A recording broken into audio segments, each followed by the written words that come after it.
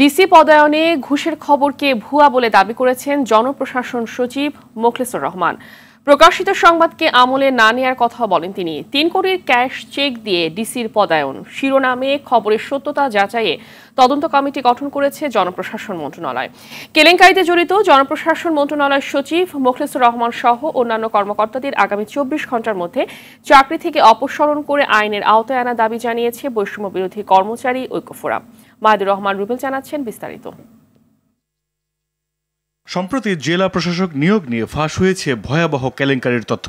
নিয়োগ বাণিজ্যের সঙ্গে জনপ্রশাসন মন্ত্রণালয়ের চুক্তিভিত্তিক নিয়োগ পাওয়া সিনিয়র সচিব মোখলেছুর রহমান এবং বিতর্কিত ২ যুগ্ম সচিব ডক্টর জিয়াউদ্দিন আহমেদ ও আলিয়া আজমের সরাসরি জড়িত থাকার খবর নিয়ে শুরু হয়েছে তোলপাড়। সিনিয়র সচিবের সঙ্গে যুগ্ম সচিব জিয়ার হোয়াটসঅ্যাপের কথোপকথনে বড় ধরনের আর্থিক লেনদেনের তথ্য তুলে ধরেছে দৈনিক পত্রিকা কালবেলা। এমন খবর যখন টক অব দ্য কান্ট্রি, তখন সচিবালয়ে জনপ্রশাসন সচিবের মুখোমুখি গণমাধ্যম কর্মীরা। সাংবাদিকদের তোপের মুখে সচিব বলেন খবরটি সত্য নয়। হোয়াটসঅ্যাপের খুদে বার্তার ব্যাখ্যা দেন ভিন্নভাবে।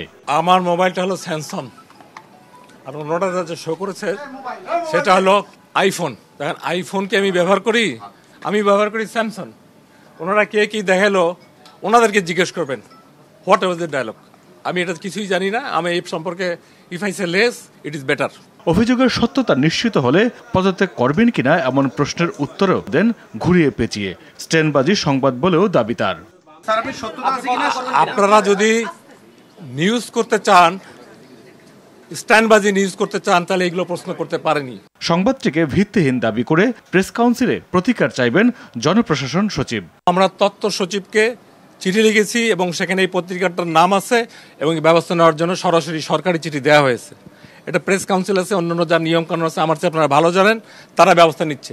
ডিসি নিয়োগে জনপ্রশাসন মন্ত্রণালয়ের সিনিয়র সচিবের বিরুদ্ধে ওঠা ঘুষের অভিযোগ তদন্তে ৩ উপদেষ্টাকে দায়িত্ব দেওয়া হয়েছে বলে জানিয়েছেন সমাজ কল্যাণ এবং মহিলা ও শিশু বিষয়ক মন্ত্রণালয়ের উপদেষ্টা শারমিন মুর্শিদ। ওনারা ইনভেস্টিগেশন করেন, ইনাদের কারা ইনভেস্টিগেশন করবে? অবশ্যই আমরা করব, সরকার করবে, আমরা ইনভেস্টিগেশন অবশ্যই করব। অভিযোগ প্রমাণ হলে সচিবের বিরুদ্ধে আইনানুগ ব্যবস্থা নেওয়ার হুঁশিয়ারি দিয়েছেন এই উপদেষ্টা। আমরা বিশেষ নজরে রাখছি। মাহিদুর রহমান রুবেল, RTV, ঢাকা।